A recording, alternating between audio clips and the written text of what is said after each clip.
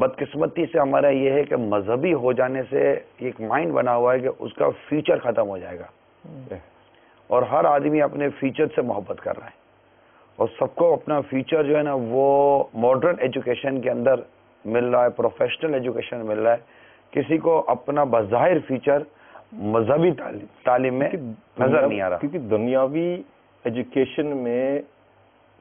دنیاوی فوائد بھی نظر آ رہے ہیں نا۔ دنیاوی کوئی فائدہ نہیں ہے سوائے ایسے کہ سیلری اچھی ہے، ٹھیک ہے، تو جب ہمارا کلچر یہ تبدیل ہو جائے گا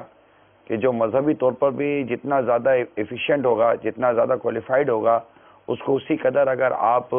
سہولیات اور مراعات دینے کی پوزیشن میں آ جائیں گے تو ان شاء اللہ تعالیٰ یہ بھی چینج آ جائے گا۔ اس چینج کے ساتھ چینج کی فیور والا آدمی نہیں ہو، چینج تو آنا ہی چاہیے، لیکن یہ بھی تو دیکھا جائے گا نا کہ جب ایک شخص دنیاوی طور پر کوئی کوالیفیکیشن یا کوئی مہارت حاصل کرتا ہے تو اس کے لیے ساری سہولتوں کے دروازے کھول دیے جاتے ہیں۔ جب اس کا ٹیوشن ختم ہوتا ہے، قاری صاحب کی باری آئی ہے، گھنٹی بجی، قاری صاحب آئے، اب قاری صاحب نے اس کو آدھا گھنٹہ یا 1.5 گھنٹہ یا 2 گھنٹہ یا جو بھی اس نے پڑھایا، اب قاری صاحب نے کہا کہ میری 5,000 روپے۔ قاری صاحب 5,000 روپے، آپ کو پیسے کی کیا ضرورت ہے؟ قاری صاحب گھاس کھائے گا،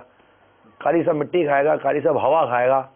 بلکہ مفتی احمد خان نعیمی رحمۃ اللہ تعالی علیہ تو فرماتے ہیں کہ یہ نعمتیں اللہ تعالیٰ نے یہ نعمتیں دی نیکوں کے لیے ہیں، فجار تو ان کے صدقے میں کھاتے ہیں، لیکن جنہوں نے یہ تقسیم کر رکھی ہے کہ مذہبی آدمی کو خون کے آنسو رلاؤ،